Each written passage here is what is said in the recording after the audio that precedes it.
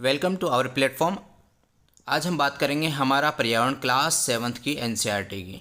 CTET के बारे में आपको पहले ही बता दिया था कि जितने भी क्वेश्चंस बनते हैं वो सब एनसीईआरटी से ही बनते हैं। तो एनसीईआरटी का हमने मिशन लगा रखा है। ये पूरी एनसीईआरटीज़ आपको जो है यूट्यूब चैनल पर फ्री करवाई जाएगी, विदाउट कॉस्ट करवाई जाएगी। साथ में सारे के सारे नोट्स भी आपको फ्री में प्रोवाइड करवाए जाएंगे, इनकी भी कोई कॉस्ट नहीं है। ये सारे नोट्स आपको टेलीग्राम चैनल पर और साथ में व्हाट्सएप ग्रुप पर भी मिल जाएंगे। आप इन दोनों से कनेक्ट हो सकते हैं। आपके स्क्रीन पर जो नंबर दिए हुए हैं इन पर व्हाट्सएप मैसेज करके भी आप ये जो है नोट्स प्राप्त कर सकते हैं। आगे बात करते हैं हम। यदि आप टेलीग्राम के चैनल से और व्हाट्सएप ग्रुप से जुड़ना चाहते हैं तो इसकी दोनों की जो लिंक है वो डिस्क्रिप्शन में दी हुई है, वहाँ से जाके आप हमसे कनेक्ट हो सकते हैं। तो हम बात करते हैं हमारा पर्यावरण अध्याय 1, जिसका नाम है पर्यावरण। ठीक है, तो पर्यावरण की जब बात करेंगे तो सबसे पहले हमें पता होनी चाहिए कि पर्यावरण क्या होता है। तो आपको इसमें समझते हुए भी चलना है बातों को, किस तरीके से हमें आगे बढ़ना है, क्योंकि ज्योग्राफी में समझने के अलावा समझना ही ज़्यादा बेस्ट है। रटना तो इतिहास तक ही ठीक है, इतिहास में खूब रट लिया। अब हम देखते हैं ज्योग्राफी के बारे में। पर्यावरण की परिभाषा होगी किसी भी जीवित प्राणी के चारों ओर पाए जाने वाले लोग, स्थान, वस्तुएं, प्रकृति, इन सभी को हम क्या बोलेंगे? पर्यावरण कहेंगे। आगे बात करेंगे कि पर्यावरण कितने प्रकार का होता है। तो पर्यावरण 2 प्रकार का होता है। एक होता है प्राकृतिक पर्यावरण, दूसरा होता है मानवीय पर्यावरण। अब प्राकृतिक पर्यावरण किस किस के से मिलकर बना होता है? तो प्राकृतिक पर्यावरण मिलकर बना होता है पृथ्वी पर पाए जाने वाली जीवीय तथा अजीवीय दोनों की दोनों परिस्थितियों किस में सम्मिलित करते हैं? प्राकृतिक पर्यावरण में सम्मिलित करते हैं। आगे बात करें प्राकृतिक पर्यावरण में क्या क्या चीज़ें आएंगी? भूमि, जल, वायु, पेड़ पौधे और जीव जंतु। ये सारे के सारे किसके भाग हैं? प्राकृतिक पर्यावरण के। अब प्राकृतिक पर्यावरण में हम कुछ एक परिभाषाएं पढ़ेंगे। उनमें सबसे पहली परिभाषा आएगी स्थल मंडल की। तो स्थल मंडल में पृथ्वी की ठोस परपटी या कठोर ऊपरी परत को स्थल मंडल कहते हैं। जो हमारी पृथ्वी है उसके ऊपरी भाग को हम क्या बोलेंगे? स्थल मंडल बोलेंगे। यहाँ पर क्या क्या पाया जाता है? चट्टानें पाई जाती है और बहुत सारे खनिज पाए जाते हैं।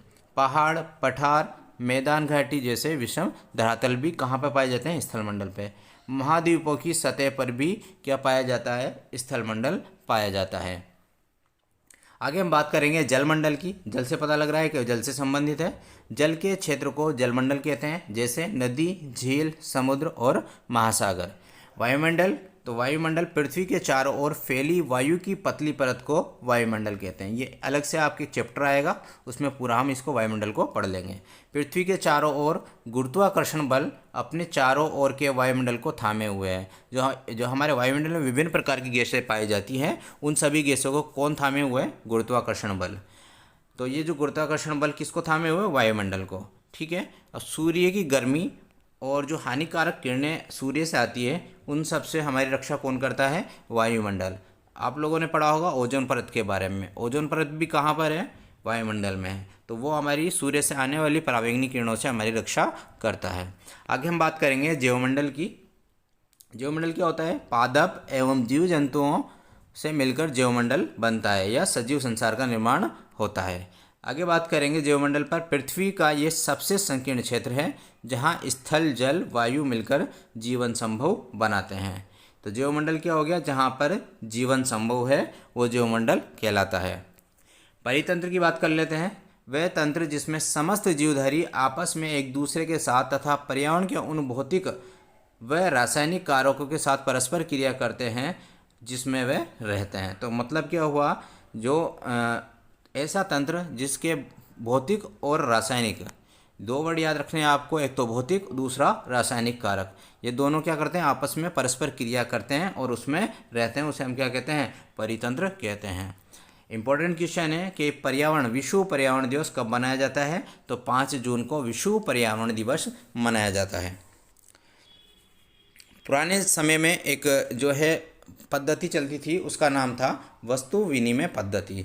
वस्तु विनिमय पद्धति क्या है? ये वस्तुओं की अदला बदली का व्यापार है जिसमें धन का प्रयोग नहीं होता। पुराने ज़माने में प्राचीन काल में क्या हुआ करता था, जो धन का विनिमय उसका वस्तुओं का विनिमय करते थे, एक वस्तु देते थे और दूसरी वस्तु लेते थे। पुराने ज़माने में ये चलता है। आज के ज़माने में वस्तु की जगह वस्तु नहीं देकर धन का उपयोग करते हैं, जो कि हमारे पास में रुपया पैसा है। आगे बात करेंगे हम मानवीय पर्यावरण की। मानवीय पर्यावरण क्या होता है? इसमें मानव की परस्पर क्रियाएं व उनकी गतिविधियों व उनके द्वारा बनाई गई रचनाएं सम्मिलित हैं। अब जैसे जैसे इनकी गतिविधियां हैं वो धीरे धीरे समय के अनुसार क्या होती रहती हैं, परिवर्तित होती रहती हैं। तथा पर्यावरण में भी क्या होगा, जब आवश्यकताएं परिवर्तित होगी तो पर्यावरण में परिवर्तन होगा। जैसे वस्तु विनिमय की पद्धति पुराने ज़माने की थी, आजकल ये वस्तु विनिमय की पद्धति नहीं चलती। परिवहन के साधन पहले कुछ और थे, अब कुछ और आप सूचना क्रांति को जानते ही, सूचना क्रांति में हम आगे कितने बढ़ चुके हैं।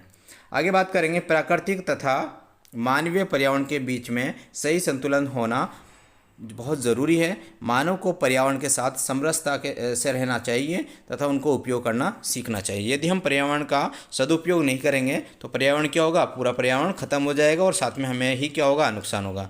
ये इतना सा था आपके फर्स्ट चैप्टर में। अब हम शुरू करेंगे सेकेंड चैप्टर। यदि आपको वीडियो अच्छा लग रहा है तो वीडियो को लाइक कर दें। अगर चैनल पर पहली बार आए हों तो चैनल को सब्सक्राइब भी कर दें। और ये जो नोट्स आप देख रहे हैं, ये नोट्स आपको व्हाट्सएप चैनल पर, व्हाट्सएप ग्रुप पर और टेलीग्राम चैनल पर मिल जाएंगे। दोनों की लिंक डिस्क्रिप्शन में अवेलेबल है। अगला चैप्टर है हमारा पर्यावरण कक्षा 7 की किताब का, उसका नाम है हमारी पृथ्वी के अंदर। मतलब जो पृथ्वी है उसके अंदर क्या क्या चीज़ें हैं उनके बारे में हम इस चैप्टर में पढ़ेंगे। ठीक है, तो पृथ्वी कैसा ग्रह है? पहली बात तो पृथ्वी क्या एक ग्रह है, ये 6th क्लास की एनसीईआरटी में है। वो हम जब कवर करेंगे तो ग्रह उपग्रह वगैरह के बारे में हम वहाँ पे पढ़ लेंगे। तो पृथ्वी क्या है? गतिशील ग्रह है। अब गतिशील ग्रह है तो मतलब क्या हो, उसमें क्या हो रही है, गति हो रही है। तो इन सब के बारे में हम बात करेंगे। पृथ्वी के बारे में, पृथ्वी का आंतरिक भाग कैसा है? तो पृथ्वी कैसी है? प्याज की तरह विभिन्न संकेंद्रीय परत है। मतलब क्या है, प्याज में जिस तरीके से संकेंद्रीय परत होती है, बहुत सारी, आपने प्याज देखा होगा तो उसमें बहुत सारी परतें होती हैं, उसी प्रकार से पृथ्वी में भी क्या है, परतें हैं। और वो परतें कितनी हैं? टोटल परतें 3 हैं। उनमें से हम पहली की अगर बात करें तो कौन सी है? परपटी। ये कौन सी परत है? सबसे ऊपरी परत जो हमें दिखाई देती है, वो सबसे ऊपरी परत क्या है? परपटी। ये कैसी है? सबसे पतली परत है। महाद्वीपीय सनहती में इसकी जो लंबाई है वो कितनी है? 35 किलोमीटर है। जबकि समुद्री सतह की बात करें तो कितनी है? 5 किलोमीटर। जो ये हमारे पास में परपटी है, ये परपटी किस किस धातु से मिलकर बनी होती है? सिलिका से और एल्यूमिनिया से। कहाँ पर? महाद्वीप की बात कर रहे हैं। महाद्वीपों में ये परत किससे बनी होती है? सिलिका धातु और एल्यूमिनिया से।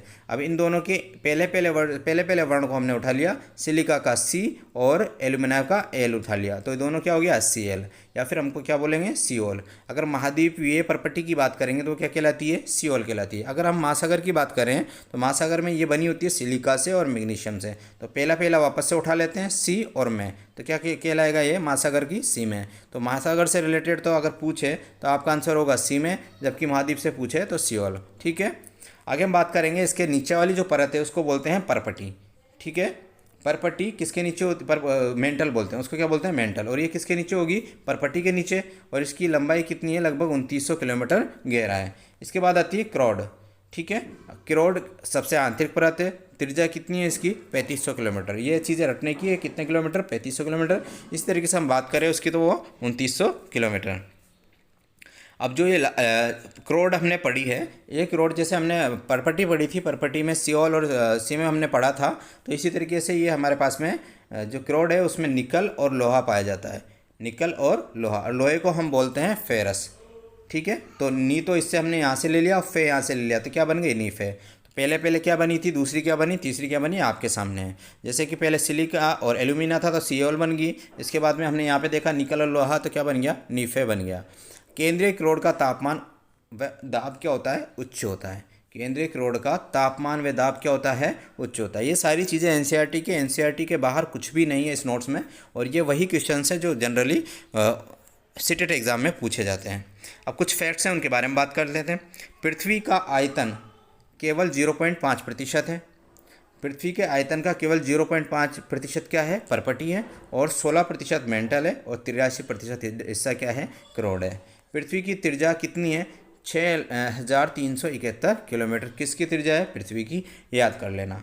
विश्व की सबसे गहरी खान कहाँ पर मिली है? दक्षिण अफ्रीका में। गहराई कितनी है? 4 किलोमीटर के लगभग।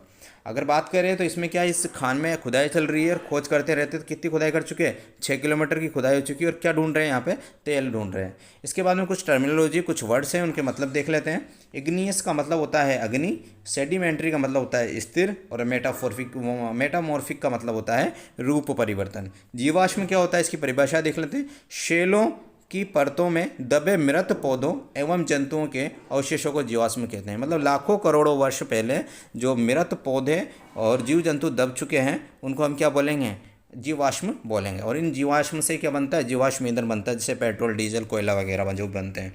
ठीक है, अब बात करेंगे हम इनकी जो पृथ्वी के अंदर शेल और खनिज पाए जाते हैं उनके बारे में। शेल क्या होता है, खनिज क्या होता है, इनके बारे में पढ़ लेते हैं। कितने प्रकार की शेल होती है, मतलब शेल का मतलब चट्टान होता है।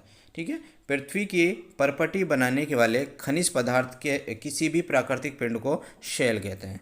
तो परिभाषा क्या हुई, पृथ्वी की परपटी बनाने वाले खनिज पदार्थ। परपटी कौन बनाता है, खनिज पदार्थ बनाते हैं। तो किसी भी प्राकृतिक पिंड को, खनिज पदार्थ के किसी भी प्राकृतिक पिंड को क्या कहते हैं, शेल कहते हैं। ओके, तो शेल किससे मिलकर बन रही है, खनिज पदार्थों से। और कहाँ पर, पृथ्वी की भूमि की परपटी पर।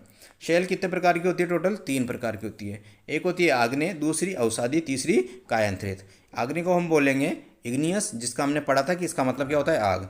अवसादी सेडिमेंट्री, कायांतरित मेटामॉर्फिक। ठीक है, ये तीनों शेल या तीनों चट्टानें हम अब आगे डिस्कस करेंगे। पहली आती है आग्नेय शेल। ज्वालामुखी से निकलने वाला लावा मैग्मा ठंडा होकर ठोस हो जाता है, इसे आग्नेय शेल कहते हैं। इसको थोड़ा सा समझो। ज्वालामुखी के बारे में आप जानते होंगे कि जो है पृथ्वी के अंदर से गरम गरम पदार्थ बाहर निकलता है और उसको हम बोलते हैं मैग्मा। और वो मैग्मा जब ऊपर आता है तो वो मैग्मा क्या हो जाता है, ठंडा हो जाता है। बाहर निकलता है तो ऑब्वियस सी बात है, अपने वातावरण में आके वो क्या हो जाएगा, ठंडा। और वो ठंडा होकर जो ठोस पदार्थ बनाता है उसे हम क्या कहते हैं, आग्नेय शेल कहते हैं। इसे प्राथमिक शेल भी कहते हैं। किसको, आग्नेय शेल को। सेकंड क्वेश्चन बन गया। तीसरा क्वेश्चन क्या होगा, आग्नेय शेल कितने प्रकार की होती है। वैसे शेल तो होती है 3 प्रकार की, लेकिन आग्नेय शेल कितने प्रकार की होती है। पहली है अंतर्वेदी, दूसरी है बहिर्वेदी। अंतर्वेदी क्या होती है, जो मैग्मा निकला है वो अंदर के अंदर ही रह जाता है, वो बाहर तक नहीं आके पहुंचता। तो अंदर जो रह जाएगा और अंदर ही क्या हो जाएगा, ठंडा हो जाएगा।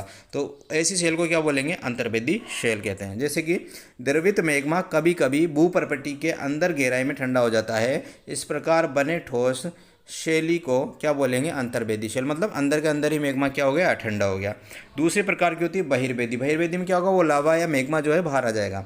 द्रवित लावा पृथ्वी की सतह पर आता है, तेजी से ठंडा होकर ठोस बन जाता है। इस प्रकार से बनी शेल को बहिर्वेदी शेल कहते हैं। एग्जाम्पल क्या है इसका, एग्जाम्पल है बेसाल्ट शेल। कौन सी, बेसाल्ट। और बेसाल्ट से कौन सा पठार बना हुआ है, दक्कन का पठार। तो क्वेश्चन आता है दक्कन का पठार किससे बना हुआ है, तो बेसाल्ट से बना हुआ है।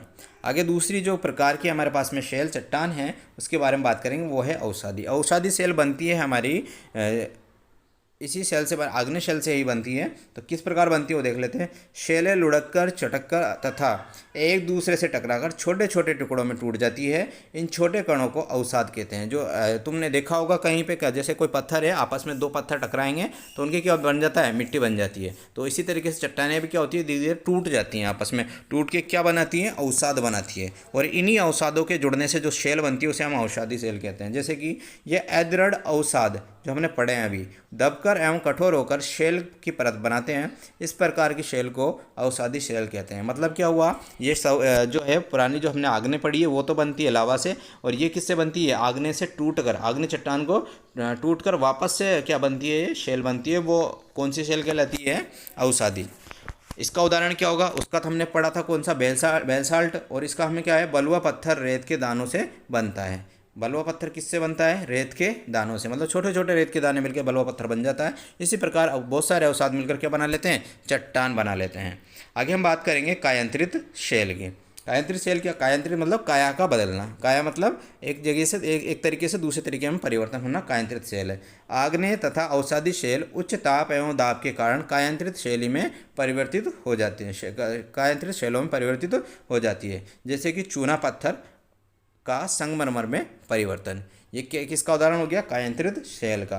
तीनों का उदाहरण आप याद कर लेना। चूना पत्थर का अगर संगमरमर में परिवर्तन हो रहा है तो कौन सा परिवर्तन है, वो कायांतरित शेल का। इन जो शेलों के बारे में हमने पढ़ा है, जो चट्टानों के बारे में पढ़ा है, वो कहाँ उपयोग में आते हैं, सड़कों में, घरों में, इमारतें बनाने में जो पत्थर हम काम में लेते हैं वो किससे निकलते हैं, चट्टानों से ही निकलते हैं। अब पढ़ेंगे हम शेल चक्र क्या होता है और शेल चक्र किस प्रकार कार्य करता है। शेल चक्र का मतलब है एक शेल का दूसरे में रूपांतरण, एक शेल का दूसरी शेल में परिवर्तन होने की प्रक्रिया को शेल चक्र कहते हैं। मतलब आग्नेय का किस में बन गया, आग्नेय का बना, आग्नेय का हमने देखा कि अवसाद हुए, अवसाद से क्या बन गई, अवसाद चट्टान बन गई, उसके बाद में अवसादी से कायांतरित बन गई और कायांतरित से वापस क्या बन जाता है, मेघमा बन जाता है। अब इसी शेल चक्र को मैंने इसमें शो कर रखा है। पहले पहले मेघमा था, मेघमा ठंडा हुआ तो कौन सी बन गई, आग्नेय, और आग्नेय से कौन सी बन गई, अवसाद, और अवसाद से क्या बन गई, अवसादी चट्टान, और अवसादी चट्टान से क्या बन गई, कायांतरित चट्टान, और कायांतरित वापस से क्या बना देती है, मेघमा। इसके अलावा हम बात करें अवसाद से डायरेक्ट क्या बन जाता है, मेघमा बन जाता है। ठीक है, और बात करें आग्नेय से, तो आग्नेय से भी क्या बन जाएगी, कायांतरित डायरेक्ट भी बन सकती है। तो ये सारे के सारे क्या है, शेल चक्र है। आगे हम बात करेंगे लाल किला। लाल किला कौन से पत्थर से बना है, लाल बलुआ पत्थर। अब लाल बलुआ पत्थर कौन से तरह की चट्टान है, कौन से तरह की चट्टान का उदाहरण है, वो आप मुझे बताएंगे। लगभग आगे हम बात करेंगे ताजमहल की। तो ताजमहल सफ़ेद संगमरमर से बना है। अब ये बताइए सफ़ेद संगमरमर किसका उदाहरण है। अब बात करेंगे हम खनिजों की। खनिज क्या होता है भाई, भूपर्पटी पे क्या पाए जाते हैं, खनिज, और खनिजों के पिंड क्या कहलाती हैं, चट्टानें कहलाती हैं या शेल कहलाती हैं। तो खनिज क्या है, खनिज के बारे में देख लेते हैं। खनिज प्राकृतिक रूप से पाए जाने वाले पदार्थ जिनका निश्चित भौतिक गुणधर्म व निश्चित रासायनिक मिश्रण होता है, उसे हम क्या कहते हैं, खनिज कहते हैं। तो किस चीज़ का ध्यान रखना है, निश्चित भौतिक गुणधर्म। एक बात याद रखना है, निश्चित भौतिक गुणधर्म और साथ में निश्चित रासायनिक मिश्रण होता है। अगर हम खनिजों की बात करते हैं, ईंधन के रूप में क्या क्या उपयोग होता है, कोयला, प्राकृतिक गैस और पेट्रोलियम। ये क्या चीज़ें हैं, यह है जीवाश्म ईंधन।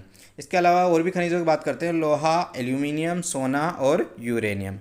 तो इस प्रकार आपका ये चैप्टर है, चैप्टर नंबर जो हमारी 7वीं क्लास है उसकी फर्स्ट और सेकंड चैप्टर कंप्लीट कर लिए। उनके PDF व्हाट्सएप ग्रुप पे अपलोड भी कर दिए हैं, साथ में टेलीग्राम चैनल पर भी ये चीज़ें अपलोड कर दी हैं।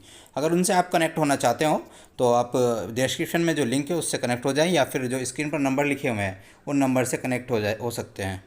तो शुरू करते हैं हमारी बदलती हुई पृथ्वी। पहले हमने पृथ्वी के बारे में पढ़ लिया है। आप यदि पहली बार चैनल पर विजिट कर रहे हैं तो पहले उन दोनों चैप्टर्स को देख लो, उसके बाद ही इस चैप्टर को देखना ताकि आपके अच्छे से समझ में आए, क्योंकि ये तीनों चैप्टर आपस में इंटरकनेक्टेड है। स्थलमंडल पर अनेक प्लेटों में विभाजित होता है। स्थलमंडल इसमें अनेक प्लेटों में विभाजित होता है, जिन्हें स्थलमंडलीय प्लेट कहते हैं। तो आपको पहले पता होगा, हमने जो पृथ्वी की जो आंतरिक संरचना है उसको 3 भागों में बांटा था। उन तीनों भागों के नाम आप कमेंट करके बताइएगा। तो वहाँ पे क्या है, जो आंतरिक भाग है हमारे पृथ्वी का, स्थलमंडल का जो आंतरिक भाग है वो किससे बना होता है, प्लेटों से, और उन्हीं प्लेटों को हम क्या करते हैं, स्थलमंडलीय प्लेट कहते हैं। आगे हम बात करते हैं पिघले हुए लावे की। जो मेग्मा होता है, जो पिघला हुआ मेग्मा होता है, हमने ज्वालामुखी पढ़ा था। ज्वालामुखी में क्या होता, मेग्मा बाहर निकल रहा था और वो ठंडा होकर चट्टान के रूप में जम रहा था। ये चीज़ें हमने पढ़ी थी। तो देख लेते हैं इसमें क्या है। पृथ्वी के अंदर पिघला हुआ मेग्मा वृत्तीय रूप से घूमता रहता है। कहाँ पर, अंदर, पृथ्वी के अंदर जो मेग्मा है वो वृत्तीय रूप से घूमता रहता है। ठीक है, उसकी घूमने की वजह से पृथ्वी में क्या, पृथ्वी की जो प्लेट है उनमें क्या होती है, गति होती है, और उन्हीं गति की वजह से पृथ्वी की सतह पर क्या होते रहते हैं, परिवर्तन होते रहते हैं, और परिवर्तन की वजह से क्या होता है, पृथ्वी की जो है गतियाँ स्टार्ट हो जाती है। और ये गतियाँ किन किन बलों पर निर्भर करती है उसके बारे में बात कर लेते हैं। ये 2 प्रकार के बल हैं जिन पर पृथ्वी की गति क्या होती है, उत्तरदायी होती है। तो देखिए, अब हम बात करते हैं अंतर्जनिक बल। कौन सा बल, अंतर्जनित। पहला बल है अंतर्जनित बल। ऐसे बल जो पृथ्वी के आंतरिक भाग में घटित होते हैं। कहाँ पर होते हैं ऐसे वाले बल, आंतरिक भाग में घटित होते हैं। इनको एंडोजेनिक फोर्स भी कहते हैं, इंग्लिश में एंडोजेनिक फोर्स कहते हैं। इसी तरीके से दूसरा जो बल है वो है बहिर्जनिक बल, जिसको हम बोलते हैं एक्सोजेनिक फोर्स। ऐसे बल जो पृथ्वी की सतह पर घटित होते हैं, सतह मतलब बाहर आकर जो घटित होते हैं उनको क्या बोलते हैं, एक्सोजेनिक फोर्स या फिर बहिर्जनिक बल। अब ये जो बहिर्जनिक बल है, इनसे 2 तरह की एक्टिविटीज़ होती हैं, उनके बारे में हम बात करते हैं। अंतर्जनिक बल से, बहिर्जनिक नहीं, अंतर्जनिक बल से 2 तरह की एक्टिविटीज़ होती है। कौन कौन सी, एक तो होता है भूकंप, दूसरा होता है हमारे पास में ज्वालामुखी। ठीक है, भूकंप क्या होता है और ज्वालामुखी क्या होता है, इसके बारे में हम आगे क्या कर लेते हैं, डिस्कस कर लेते हैं। किसकी वजह से होती है, क्योंकि ये होती है आकस्मिक गतियों की वजह से। अब बात करते हैं हम ज्वालामुखी की। ज्वालामुखी क्या होता है, भूपर्पटी पर खुला हुआ एक ऐसा छिद्र होता है जिससे पिघले हुए पदार्थ कहाँ निकल जाते हैं, बाहर निकल जाते हैं अचानक। तो उसको क्या बोलते हैं हम, ज्वालामुखी। और ज्वालामुखी से क्या निकलता है, लावा निकलता है। और लावा वो बाहर आकर जब ठंडा होता है तो क्या बनती है, चट्टानें बनती है। कौन सी चट्टान बनती है, कमेंट करके आप बताइएगा, क्योंकि मैं जो दूसरे चैप्टर में आपको पढ़ा चुका हूँ, ज्वालामुखी से निकलने वाले लावे से कौन सी चट्टान बनती है। तीनों चट्टानों का नाम कमेंट करके बताइए।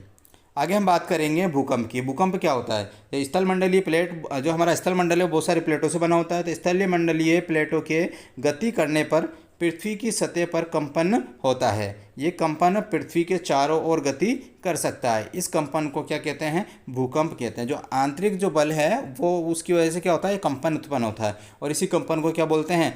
हम कहते हैं भूकंप कहते हैं। भूकंप से रिलेटेड कुछ एक टर्मिनोलॉजी है, उनके बारे में बात कर लेते हैं। उद्गम केंद्र क्या होता है? उद्गम केंद्र होता है भूपर्पटी के नीचे वह स्थान जहाँ कंपन आरंभ होता है। मतलब भूपर्पटी, पहला हिस्सा हमारा भूपर्पटी होता है, तो भूपर्पटी के नीचे जो स्थान जहाँ से क्या हो रहा है? भूकंप स्टार्ट हो रहा है, जहाँ से कंपन स्टार्ट हो रहे हैं, वो क्या होगा? उद्गम केंद्र। और अधिकेंद्र क्या होगा?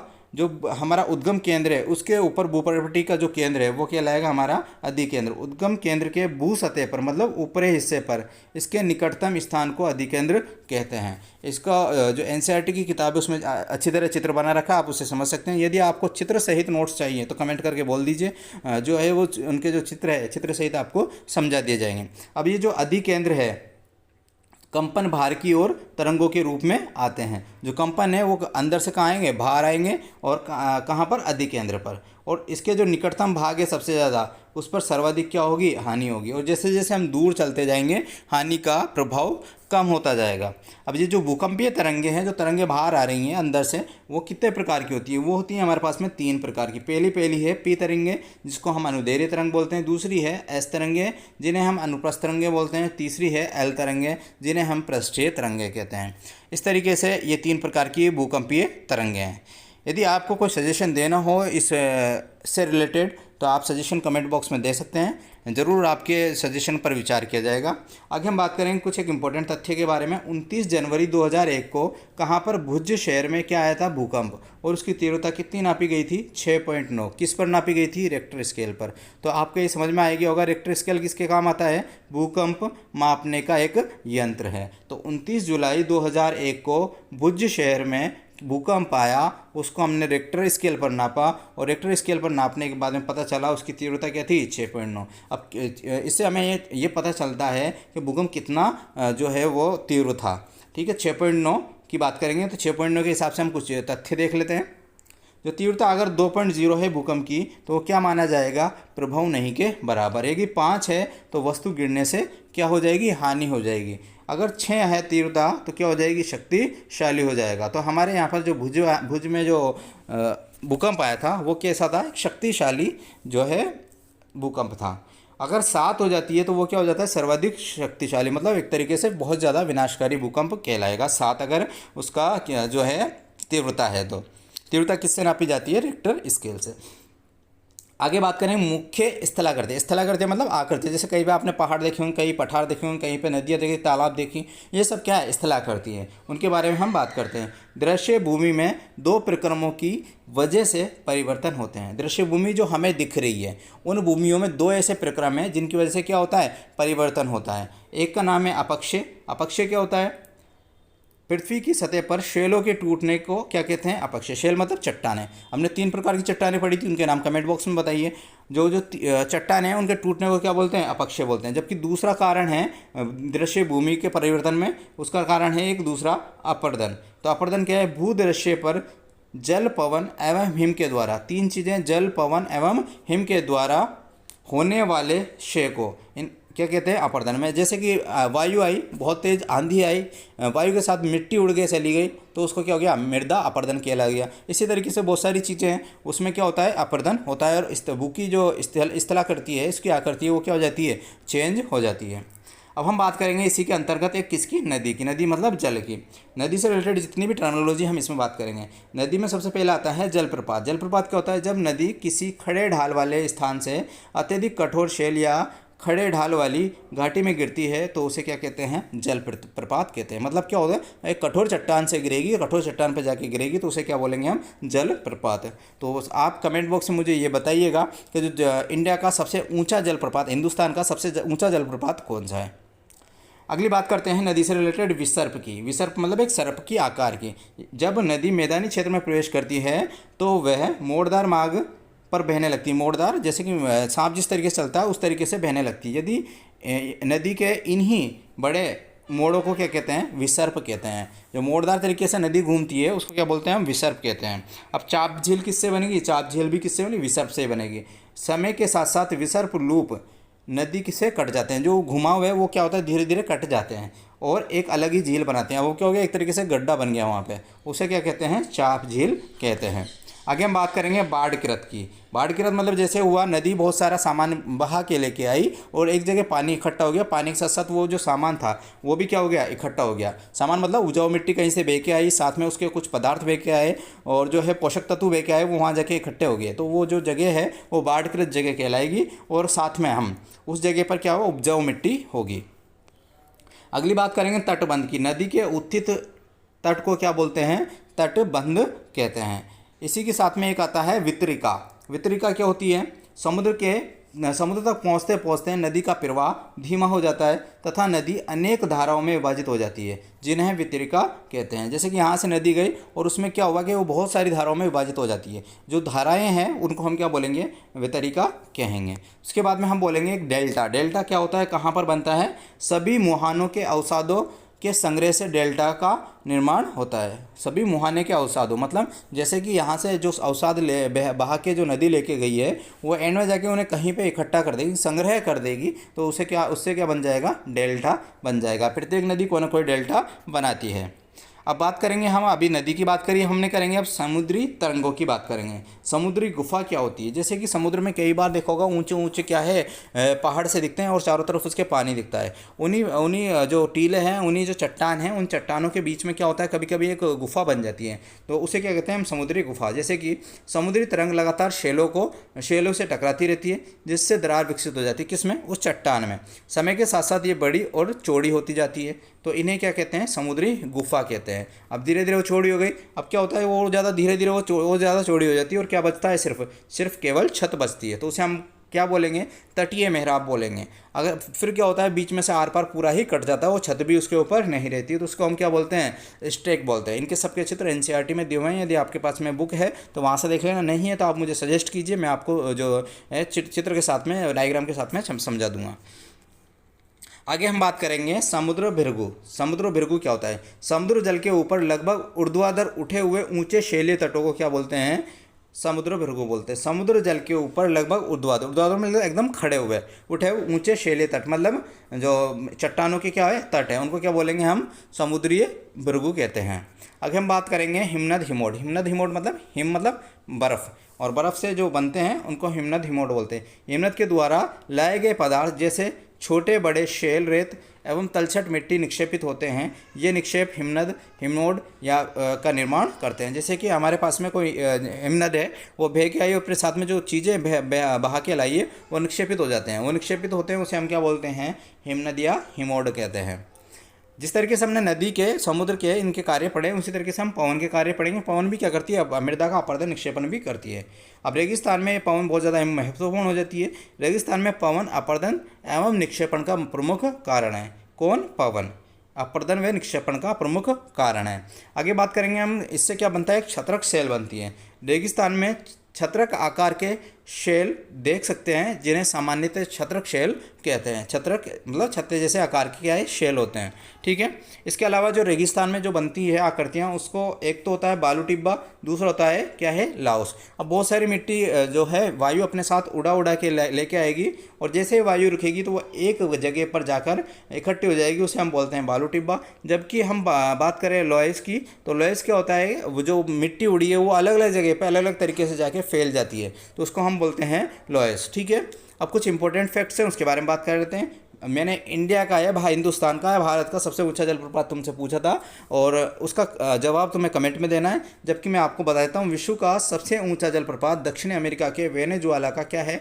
एंजल जलप्रपात है। एंजल जलप्रपात क्या है? विश्व का सबसे ऊंचा। हिंदुस्तान का आपको बताना है, विश्व का एंजल जलप्रपात है, जो कि क्या है? दक्षिण अमेरिका में है। इसके अलावा आपको कमेंट करके बताना है कि नियाग्रा जलप्रपात कहाँ पर है और विक्टोरिया जलप्रपात कहाँ पर है। ये दोनों ही क्वेश्चंस किसके हैं? एनसीईआरटी के हैं आपके। वहाँ से आप देख के, या फिर आपको याद हो तो आप कमेंट करके बताइएगा।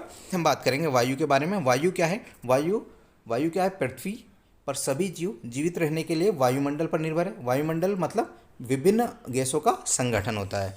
अब इनमें ऑक्सीजन भी आती है, नाइट्रोजन भी आती है और कार्बन डाइऑक्साइड भी आती है और भी विभिन्न प्रकार की गैसें आती है। तो अगर हम बात करें वायुमंडल में ऑक्सीजन आती है तो सांस लेने के लिए कौन जिम्मेदार रहेगा? वायुमंडल रहेगा, क्योंकि ऑक्सीजन वायुमंडल का पार्ट है। इसी तरह की हम बात करें सूर्य से आने वाली हानिकारक किरणों की रक्षा कौन करता है? वायुमंडल करता है। वो कैसे करता है? क्योंकि आप जानते हो ओजोन परत पाई जाती है। ओजोन परत क्या करती है? सूर्य की किरणें जो आती है हानिकारक, उनको वहीं पे रोक लेती है और धरती पर आने नहीं देती।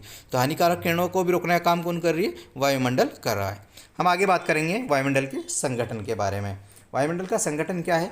वायुमंडल में विभिन्न प्रकार की गैसें पाई जाती हैं, आपको मैंने पहले ही बता दिया। उनमें से जो सबसे ज़्यादा गैस पाई जाती है वो पाई जाती है नाइट्रोजन। ये वाला एरिया पूरा किसका है? नाइट्रोजन का। उसकी मात्रा कितनी है? 78%। और इसके बाद में जो ज़्यादा गैस है वो उसका हम बात करें तो वो है ऑक्सीजन, जिसको हम बोलते हैं O2। 21% गैस है। वो वाला हिस्सा कौन सा है? ये वाला हिस्सा पूरा ऑक्सीजन का है। इसके अलावा भी और भी गैसें पाई जाती हैं, जैसे कि CO2 मीन्स कार्बन डाइऑक्साइड। अगर हम ऑर्गन की बात करें 0.93% है। उसके बाद में हम बात करें अन्य गैसें 0.04% के अंतर्गत आती हैं। अब बात करें अन्य गैसों में, आर्गन थी, हमने बात कर ली, CO2 की हमने बात कर ली। इसके अलावा हीलियम, हाइड्रोजन, ओजोन, ये सब किस किस लेवल में पाई जाती है वो हम आगे चलकर बात करेंगे। इसमें बहुत सारे साइंटिफिक जो है नेम्स आएंगे, इसलिए आप बने रहिए वीडियो के साथ में, क्योंकि इसमें बहुत सारे फैक्ट्स हैं जो मैंने शामिल किए। कुछ फैक्ट्स मैं आपको पढ़ के बताऊंगा, कुछ फैक्ट्स मैंने इसमें शामिल नहीं किए, इसलिए आप वीडियो में बने रहें। और इसमें से बहुत सारे क्वेश्चंस जो है सीटेट में पूछे जा चुके हैं, इसलिए महत्वपूर्ण पार्ट है। आप देखते हैं नाइट्रोजन के बारे में मैंने पहले ही बता दिया आपको। सर्वाधिक पाई जाने वाली गैस क्या है? नाइट्रोजन है। नाइट्रोजन किसके लिए ज़रूरी है? पौधों के लिए। किस प्रकार ज़रूरी है? पौधे नाइट्रोजन से क्या करते हैं? जो अपना जीवन बचाते हैं, जीवन के लिए आवश्यक है। किस प्रकार? नाइट्रोजन गैस है, लेकिन ये क्या होती है? मिट्टी में मिली होती है, और मिट्टी में कीड़े पाए जाते हैं। वो कीड़े जो है कीड़े वो क्या करते हैं? नाइट्रोजन किसके लिए प्रोवाइड करते हैं? पौधों के लिए प्रोवाइड करते हैं। डायरेक्टली पौधे नाइट्रोजन प्राप्त नहीं करते। आगे हम बात करेंगे दूसरी गैस, सबसे बड़ी गैस कौन सी है? ऑक्सीजन। ऑक्सीजन का उपयोग किया जाता है हमारे सांस लेने में, ठीक है।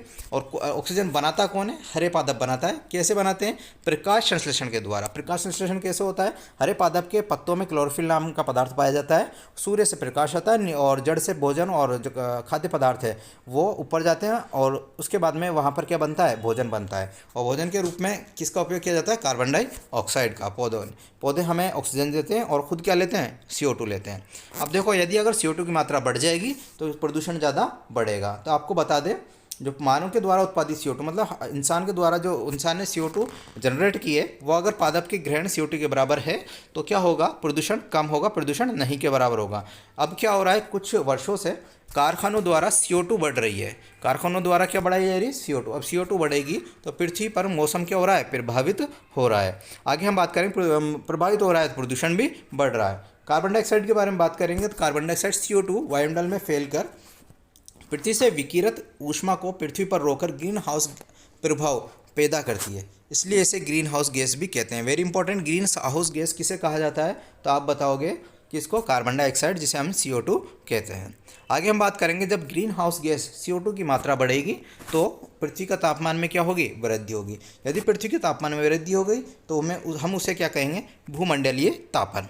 और इससे जब ताप बढ़ेगा तो जो बर्फ़ के पहाड़ है वो बर्फ़ें क्या होगी? पिघलना शुरू हो जाएगी, और समुद्र का जल स्तर क्या हो जाएगा? बढ़ जाएगा। समुद्र का जल स्तर बढ़ेगा तो उसके आसपास के जो शहर है उनमें बाढ़ आने की संभावना बढ़ेगी। इस तरीके से जलवायु में परिवर्तन होगा। अगर हम बात करें वायु की, अगर वायु गर्म है, वायु जैसे तापमान बढ़ा, वायु गर्म हुई, तो गर्म होते ही क्या हो जाएगी? फैलेगी। क्यों फैलेगी? क्योंकि ये हल्की हो जाती है। हल्की होकर कहाँ जाएगी? ऊपर उठ जाएगी वायुमंडल में। अगर वायु ठंडी है तो क्या होगी? सघन होगी, वह भारी होगी, और वो कहाँ रहेगी? नीचे ही रहेगी। अब हम थोड़ी सी वायुमंडल की संरचना के बारे में बात कर लेते हैं। वायुमंडल टोटल 5 परतों से मिलकर बना होता है। उनके नाम इस प्रकार है। कौन कौन सा? क्षोभ मंडल, समताप मंडल, मध्य मंडल और बाह्य मंडल, साथ में बहिर्मंडल। अगर हम बात करें इसकी पूरे की, तो सबसे पहला जो पार्ट है वो आता है हमारे पास में क्षोभ मंडल, जो कि सबसे महत्वपूर्ण परत है हमारे इस पूरे के पूरे जो है वायुमंडल की संरचना की, जो हमने पढ़ी थी यहाँ पे। पूरी 5 में से सबसे महत्वपूर्ण परत कौन सी है? क्षोभ मंडल। क्यों है महत्वपूर्ण वो हम पढ़ लेते हैं। क्षोभ मंडल, इसकी जो ऊंचाई है, औसत ऊंचाई लगभग 10 से 13 किलोमीटर है। सांस लेने का कार्य कहाँ पर होता है? क्षोभ मंडल में। इस बात का ध्यान रखना इसलिए महत्वपूर्ण है। मौसम संबंधी प्रत्येक घटनाएं कहाँ पर होती है? क्षोभ मंडल में। दोनों क्वेश्चन वेरी इंपॉर्टेंट है, आप याद रख लेना। मौसम संबंधी घटना जैसे वर्षा, कोहरा और ओलावृष्टि, ये सारे पार्ट किसके हैं? क्षोभ मंडल के। अगर हम बात करें, दूसरा है समताप मंडल। अगर समताप मंडल की बात करें तो ये 50 किलोमीटर तक मौसम संबंधी घटनाओं से मुक्त, मतलब इसमें मौसम संबंधी घटनाएं नहीं होती। यदि मौसम संबंधी घटनाएं नहीं होती तो आराम से इसमें क्या उड़ा सकते हैं? हवाई जहाज उड़ाने के लिए आदर्श, ये वेरी इंपॉर्टेंट है। और ओजोन गैस की परत कहाँ पाई जाती है? तो वो समताप मंडल में ही पाई जाती है। अगर बात करें हम मध्य मंडल की तो ये 80 किलोमीटर तक है और अंतरिक्ष से प्रवेश करने वाले उल्कापिंड इस परत में क्या हो जाते हैं? जल जाते हैं। तो उल्कापिंड कहाँ जलते हैं? मध्य मंडल में। इस तरह के क्वेश्चन बनते हैं। अगर हम बात करें वायुमंडल की तो वायुमंडल 400 किलोमीटर के लगभग तक है और तापमान इसका क्या होता है? धीरे धीरे अत्यधिक बढ़ता है, धीरे धीरे अचानक से अत्यधिक बढ़ जाता है, तीव्रता से बढ़ता है। और आयनमंडल इसी का पार्ट है, किसका? वायुमंडल का। और अगर हम बात करें वायुमंडल में ही क्या होता है? रेडियो संचार, जो रेडियो किरणें हैं वो कहाँ पर जाकर टकराती है? सीधी वायुमंडल में जाके। अगर बहिर्मंडल की बात करेंगे तो बहिर्मंडल में दो गैसें कौन सी? हाइड्रोजन और हीलियम। और ये परत कैसी है? पतली परत है। वायुमंडल की सबसे ऊपरी परत क्या कहलाती है? बहिर्मंडल। ये सारी हमारी किसकी है? वायुमंडल की संरचना की विभिन्न परतें। कितनी परतें हो गई? 5 परतें। अगर हमने बात करी थी ओजोन परत की, किस में पाई जाती है ओजोन परत? ओजोन परत किस में पाई जाती है? समताप मंडल में। तो सूर्य से आने वाली हानिकारक किरणों से हमारी रक्षा कौन करती है? ओजोन परत। मीन्स जो समताप मंडल है वो ओजोन गैस रखता है और ओजोन गैस की जो परत है वो हमारी रक्षा करती है। धीरे धीरे इसमें क्या हो रहा है? छिद्र हो रहा है। इस बात का ध्यान रखना, जिससे क्या हो रहा है? मौसम में परिवर्तन हो रहा है, दिन ब दिन जो है हमारे यहाँ का तापमान बढ़ता जा रहा है। मौसम और जलवायु दोनों तो अलग अलग चीज़ें हैं, ठीक है। इनके बारे में इनकी परिभाषाएं पढ़ लेते हैं। वायुमंडल की प्रत्येक घंटे तथा दिन प्रतिदिन की स्थिति को क्या कहते हैं? मौसम कहते हैं। जबकि हम जलवायु की बात करें तो दीर्घकाल में किसी स्थान का औसत मौसम उस स्थान की जलवायु को बताता है। अगर दीर्घकाल की बात करेंगे तो जलवायु कहलाएगी और छोटे से हिस्से की बात करेंगे तो क्या कहलाएगा? मौसम कहलाएगा। यही दोनों में अंतर है। अगर हम सूर्य से प्राप्त ऊर्जा की बात करें कि कितनी सी ऊर्जा हमें प्राप्त हो रही है, तो सूर्य की ऊर्जा के 2 अरबवां हिस्सा हमारे पास में क्या आता है? हमें प्राप्त होता है। अगर हम बात करें तापमान की, तापमान वायु में मौजूद ताप एवं शीतलता के परिणाम को तापमान कहते हैं। वायु में मौजूद ताप एवं शीतलता, ताप मतलब गर्मी, शीतलता मतलब ठंडा, अगर ये दोनों का जो परिणाम है उसको हम क्या बोलेंगे? तापमान। नहीं बोलते कि आज तापमान हो गया 50 डिग्री सेल्सियस या 60 डिग्री सेल्सियस या फिर 30 डिग्री सेल्सियस या 0 डिग्री 1 डिग्री सेल्सियस, तो वो तापमान हो गया हमारा। अगर इसी के साथ में हम बात करेंगे आतपन की, वेरी वेरी इंपॉर्टेंट टॉपिक है ये। आतपन किसे कहते हैं? ये एक महत्वपूर्ण कारक है जो तापमान वितरण को प्रभावित करता है। सूर्य से आने वाली वह ऊर्जा जिसे पृथ्वी रोक लेती है, ठीक है ना, पृथ्वी क्या कर लेती है? रोक लेती है, उस तापमान को वापस नहीं जाने देती, उसे क्या कहते हैं? आतपन कहते हैं, ठीक है। मात्रा, अगर इसकी मात्रा कहाँ से कहाँ बढ़ती है? अगर भूमध्य रेखा पे बात करें तो आतपन की मात्रा क्या है? ज़्यादा है, जबकि ध्रुवों की बात करें तो आतपन की मात्रा क्या है? कम है। मतलब भूमध्य रेखा से अगर हम जाएंगे ध्रुवों की ओर तो आतपन की मात्रा क्या होगी? घटेगी। अब बात करेंगे वायुदाब की। वायुदाब क्या होता है? पृथ्वी की सतह पर वायु के भार द्वारा लगाया गया दाब। वायु के भार द्वारा लगाया गया दाब क्या कहलाता है? वायुदाब कहलाता है।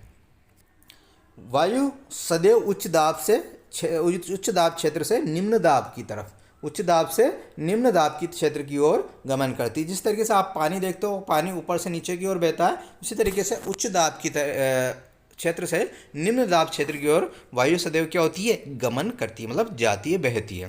थोड़े से फैक्ट्स के बारे में बात कर लेते हैं वायु के। वायुमंडल में ऊपरी ओर जाने पर वायुदाब क्या होता है? कम होता है। ऊपर की ओर जाएंगे तो वायुदाब कम होगा। अगर समुद्र स्तर से पर क्या होता है? सर्वाधिक होता है वायुदाब। समुद्र स्तर की बात करें तो सर्वाधिक होगा जैसे जैसे हम ऊपर बढ़ेंगे। ये समुद्र स्तर का मतलब हम जहाँ पर रह रहे हैं, और जैसे जैसे ऊपर बढ़ेंगे तो वायुदाब क्या होगा? कम होता जाएगा। अब तापमान के हिसाब से जो है हमारे मौसम की बात करते हैं। यदि तापमान अधिक है तो वायु क्या हो जाएगी? गर्म हो जाएगी, और गर्म हो जाएगी मतलब हल्की होगी, हल्की होगी मतलब ऊपर उठेगी।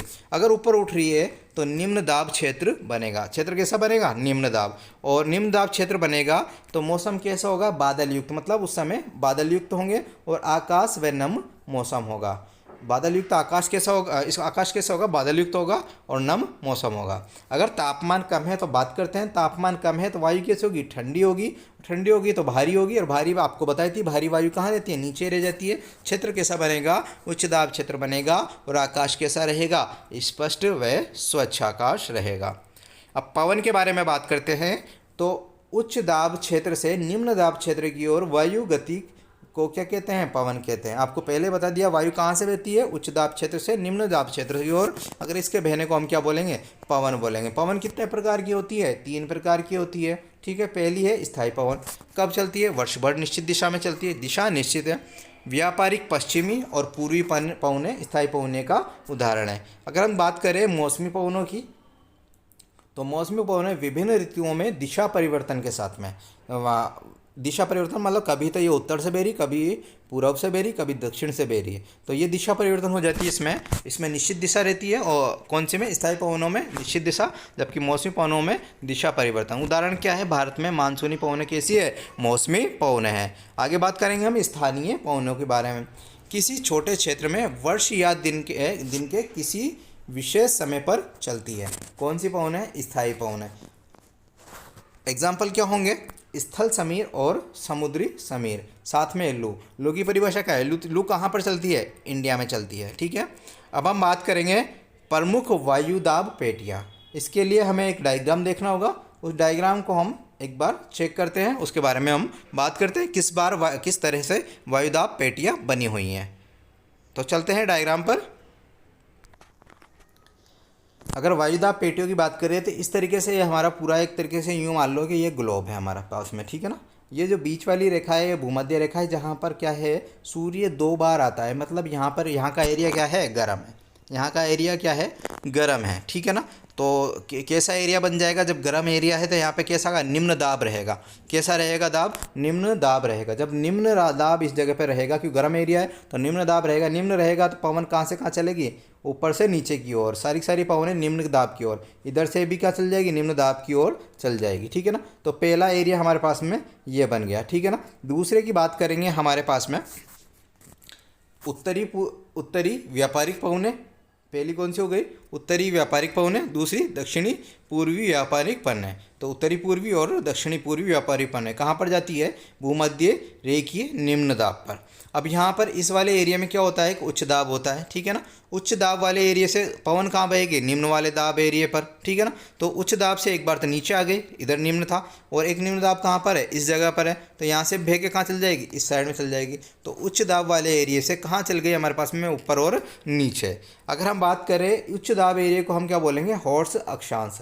क्या बोलेंगे इसको, हॉर्स अक्षांश। इस बात का ध्यान रखें, हॉर्स अक्षांश किसे बोलते हैं, उच्च दाब वाले एरिया को। इसका दूसरा नाम क्या है, उपोष्ण उच्च दाब, उपोष्ण उच्च दाब। और आगे हम बात करेंगे ध्रुवों की, तो ध्रुवों पर क्या होता है, ध्रुवों पर उच्च दाब होता है, ध्रुवों पर क्या होता है, उच्च दाब है। और यहाँ पर उच्च दाब है तो अध्रुवीय निम्न दाब पर जाके इनकी पवनें क्या होगी, बहेगी। अगर हम इस पूरे जो डायग्राम है इसका अगर निष्कर्ष निकालेंगे तो एक ही बात आपके समझ में आ रही होगी कि जो पवनें हैं उच्च दाब से निम्न दाब की ओर बहती है। अब हमें आप जो कमेंट करके बताइएगा वो मुझे ये बताइएगा सर्च करके कि जो ये हॉर्स है अक्षांश, जो है उपोष्ण दाब उच्च दाब है, ये कितने डिग्री अक्षांश से लेकर कितने डिग्री अक्षांश तक स्थित है। तो यही था आपका उच्च दाब पेटियों का विस्तार, उच्च व निम्न दाब, ठीक है। आगे हम बात करेंगे, अगर आपके ये समझ में नहीं आ रहा है तो इस जो टॉपिक, ये वाला टॉपिक है, मैं अलग से दोबारा से बना के एक बार जो है हैंड रिटन आपको समझा दूंगा, एक 2 से 3 मिनट की वीडियो बना के, आप कमेंट करके बता दीजिएगा, ठीक है। अब चलते हैं हम वापस से, हमने वायुदाब पेटियों के बारे में बात कर ली। अब हम बात करेंगे आर्द्रता के बारे में। क्या आर्द्रता क्या होती है, वायु में किसी समय जल वाष्प की मात्रा को क्या कहते हैं, आर्द्रता कहते हैं। अब जल वाष्प की मतलब जल की मात्रा किस में, वायु में, ठीक है ना। जिसे हम नमी वगैरह कहते हैं ना, उसे हम क्या कहते हैं, आर्द्रता कहते हैं। अगर जल वाष्प की मात्रा अधिक होगी तो दिन कैसा होगा, आर्द्र होगा, ठीक है। जल वाष्प ऊपर उठता है, ठीक है, फिर क्या होता है, वो संघनित होकर क्या हो जाता है, ठंडा हो जाता है। ठंडा होने के बाद में वो किसका रूप ले लेगा? जल की बूंद का रूप ले लेगा। और ये जल की बूंद एक साथ मिलकर किसका निर्माण करती है? बादल का। तो इस चीज़ को ध्यान रखना, जो हमारे पास में जल वाष्प है वो ऊपर उठेगा, संघनित होकर ठंडा होगा, फिर उसके बाद में जल की बूंद का निर्माण होगा, उसके बाद में बादल के रूप में जो है उसका निर्माण होगा। ठीक है, अब वर्षा के बारे में पढ़ लेते हैं। पृथ्वी पर जल के रूप में गिरने वाला वर्षण क्या कहलाता है? वर्षा। मतलब ऊपर से जो पानी गिरता है उसे हम क्या कहते हैं? बारिश कहते हैं, वर्षा कहते हैं। ज़्यादातर भौम जल वर्षा जल से ही प्राप्त होता है। भौम जल मतलब भूमि पर जो उपलब्ध जल है वो कहाँ से प्राप्त हो गया हमारे पास में? वर्षा जल से प्राप्त होगा। वर्षा जल कितने प्रकार की होती है? संवहनी वर्षा, पर्वतीय वर्षा, और तीसरी कौन सी है? चक्रवातीय वर्षा। अगर हमारे पास में बारिश कम हुई है तो उसे हम बोलेंगे सूखा। यदि अपेक्षाकृत वृद्धि के साथ में बारिश हुई तो उसे हम क्या बोलेंगे? बाढ़ कहेंगे। और कुछ इंपॉर्टेंट फैक्ट्स हैं जिन्हें आपको याद करना है, मिलाने में क्वेश्चन आ सकते हैं। तापमापी किसे कहते हैं? जो तापमान मापने का काम आता है। वर्षा मापी किसे कहते हैं? वर्षा के मापने वाला। वाक दिग्दर्शी, ठीक है ना, तो ये पवन की दिशा दर्शाता है। और वायुदाब मापी, ये किसको नापता है? वायुदाब को मापता है। साथ में हम बात करेंगे तापमान किस में मापा जाता है? डिग्री सेल्सियस में। किस में मापा जाता है? डिग्री सेल्सियस में। आविष्कार किसने किया था? एंडर्स सेल्सियस ने, इसलिए हमें किस में क्या नाम रखा है इसका? Degree Celsius. अगर 0 डिग्री है तो पानी क्या हो जाएगा? जम जाएगा। अगर 100 डिग्री है तो पानी क्या हो जाएगा? उबलने लग जाएगा। अगर हम बात करेंगे पछुआ पवनों की, पछुआ पवनें क्या होती है? पछुआ पवनें पश्चिमी ओर से आने वाली पवनों को क्या कहते हैं? पछुआ पवनें कहते हैं। एक चीज़ वो हमारा 5वां अध्याय है जिसे हम पढ़ते हैं जल के बारे में। जल से क्या है, आपको ये बताते चलें हम कि जो सीटेट का पूरा कोर्स है हम इस यूट्यूब चैनल पर करवाएंगे और वो आपके लिए बिल्कुल फ्री होगा। पूरा NCERT आपके लिए फ्री रहेगा। बीच बीच में हम CDP की क्लासेस भी लेते रहेंगे, तो वो भी आपकी फ्री रहेंगी। साथ में नोट्स भी फ्री हैं जो आप व्हाट्सएप ग्रुप से जाके डाउनलोड कर सकते हैं। तो शुरू करते हैं जल के बारे में। जल किस प्रकार से हमारे पास में प्राप्त होता है? तो जल की बात करेंगे तो ये सूर्य ताप के कारण क्या हो जाता है? वाष्पित हो जाता है। वाष्पित मतलब वो वाष्प के रूप में बदलकर वायुमंडल में विलीन हो जाता है। वहाँ पर ठंडा होने के बाद जल वाष्प क्या होता है? संघनित, जो कि हमने पिछले चैप्टर में पढ़ चुके हैं। संघनित क्या होता है? उसके बाद में संघनित होकर क्या बन जाते हैं? बादल निर्माण, ये भी हमने पिछले चैप्टर में पढ़ा था। उसके बाद में बादलों से क्या प्राप्त होती है? हमें वर्षा होती है और हिमवृष्टि, और वापस से जो हमारा पानी है वो कहाँ जाता है? जल कहाँ जाता है? धरती पर आ जाता है। तो ये जो पूरा साइकिल है इसे हम क्या कहते हैं? जल चक्र। जल का चक्र का मतलब क्या हुआ? पहले वो वाष्प बनेगा, वाष्प बन के वायुमंडल में जाएगा, वायुमंडल में जाने के बाद में वो बादल निर्माण होगा, और बादल निर्माण से हमें क्या प्राप्त होगी? वर्षा। तो जल से वापस जल हमने प्राप्त कर लिया, इसे हम जल चक्र कहेंगे। आगे हम बात करेंगे जल की, ठीक है। जल कितने प्रकार का होता है? 2 प्रकार का, लवणीय जल और अलवणीय जल। लवणीय जल होता है वो पीने योग्य नहीं होता, जबकि अलवणीय जल पीने योग्य होता है। अब ये पीने योग्य क्यों नहीं होता? क्योंकि इसमें किसकी मात्रा अधिक होती है? NaCl की मात्रा अधिक होती है। कहाँ पाया जाता है? महासागर व समुद्रों में। तो लवणीय जल कैसा होता है? पीने योग्य नहीं होता। अलवणीय जल की बात करें तो नदी, ताल, सोते, हिमनद, इनसे प्राप्त किया जाता है और ये पीने योग्य होता है। आगे हम बात करेंगे कुछ प्रमुख नदियों के बारे में जिनसे जो है हमें पानी प्राप्त होता है, जल प्राप्त होता है और फेमस है। तो अफ्रीका की जो फेमस नदियां हैं उनके बारे में नाइजर, कांगो, नील और ऑरेंज, ये जो नदियां हैं वो अफ्रीका की फेमस है। वो मिलान करके आपके सीटेट में आता है, वहाँ से आप इन्हें जो है आसानी से सोल्व कर सकते हैं। वहाँ पर अफ्रीका में ही एक झील पाई जाती है जिसका नाम है विक्टोरिया झील। तो चारों तो नदियाँ याद करनी है, साथ में एक झील याद करनी है। आगे हम बात करेंगे दक्षिणी अमेरिका में कौन सी नदी प्रसिद्ध है? वो है अमेजन नदी। उत्तरी अमेरिका की मिसिसिपी नदी प्रसिद्ध है। इसके अलावा झील वहाँ की प्रसिद्ध है। कौन कौन सी? विनिपेग झील, सुपीरियर झील, ग्रेट बैरियर झील और ग्रेट स्लेव झील। ये सारी चार आपके पास में झीलें हैं। इन चारों झीलों के नाम भी आपको याद करने हैं। ऑस्ट्रेलिया की कौन सी नदी फेमस है? डार्लिंग नदी फेमस है। तो ये जो सारी के सारी मैंने नदियाँ बताई है इंपॉर्टेंट है, और ये डायरेक्ट मिलाने में आपके मिलाप वाले जो क्वेश्चंस आते हैं उनमें पूछे जाते हैं। आगे हम बात करेंगे जल का वितरण। जल किस प्रकार हमारी धरती पर विद्यमान है? अगर बात करें पृथ्वी पर तो जल कितना है, 3/4 भाग है, और 1/4 भाग क्या है, हमारे जो है स्थल है, और 3/4 भाग पर जल है। मतलब कितना सारा जल है हमारी धरती पर, वो आप हम इससे समझ सकते हैं कि 75% जल क्या है हमारे पास में अवेलेबल है, और एक जो हमारे पास में 25% क्या है, भूभाग वाला हिस्सा है। तो आगे हम बात करें, जब इतना सारा जल है फिर भी आपने ये बार बार सुना होगा कि जल की क्या आ रही है, कमी आ रही है। तो उसका रीज़न क्या है वो आपको बता देते हैं। इसका वर्गीकरण अगर हम पढ़ेंगे तो जो महासागर का जल है वो है 97.3, जबकि हम भूमिगत जल की बात करेंगे तो 0.68 के लमसम ये हमारे पास में क्या है, भूमिगत जल है। अगर हम इन दोनों को देखेंगे तो आप यहाँ पे एक चीज़ देखोगे कि जो ये महासागर का जल है 97% है, तो ये क्या है, पीने योग्य नहीं है। जब पीने योग्य नहीं है और पीने योग्य सिर्फ इतना सा है तो ऑब्वियस सी बात है क्या हो जाएगी, पानी की किल्लत हो जाएगी और पानी की कमी हो जाएगी। तो इससे क्या समझ में आया, समुद्री पानी जो नमकीन पानी होता है जिसमें नमक की मात्रा अधिक होती है वो पीने योग्य नहीं होता लवणता की वजह से। अब लवणता क्या होती है, 1000 ग्राम जल में मौजूद नमक की मात्रा, 1000 ग्राम में, कितने ग्राम में, 1000 ग्राम में किसकी मात्रा, नमक की मात्रा। ओके, आगे हम बात करेंगे महासागरों की औसत लवणता कितनी है, 35 भाग प्रति 1000 ग्राम। कितनी है, 35 भाग प्रति 1000 ग्राम। अगर हम इजराइल में जो मृत सागर कहाँ स्थित है, इजराइल में, और मृत सागर की बात करें तो यहाँ की जो है सघनता है, जो उसकी लवणता है वो कितनी है, 340 ग्राम प्रति लीटर। और इतनी सारी होने के बाद में यहाँ हमने औसत की किसकी बात करी है, 35 की, जबकि मृत सागर कितनी है, 340। यहाँ पर जो तैराक होते हैं वो आराम से क्या कर सकते हैं, तैर सकते हैं। किसमें, मृत सागर में। क्यों, क्योंकि पानी वहाँ का भारी होता है और इंसान वहाँ के उसके लिए क्या हो गया, हल्का, इसलिए वो क्या कर सकता है, तैराक प्लव कर सकता है, मतलब तैर सकता है। किसके कारण, सघनता के कारण। सघन क्यों होता है, क्योंकि वहाँ पर जो है लवणता कितनी है, लवणता 340 ग्राम प्रति लीटर है। आगे हम बात करेंगे महासागरीय परिसंचरण की। ठीक है, तो इसमें 3 प्रकार की क्या होती है,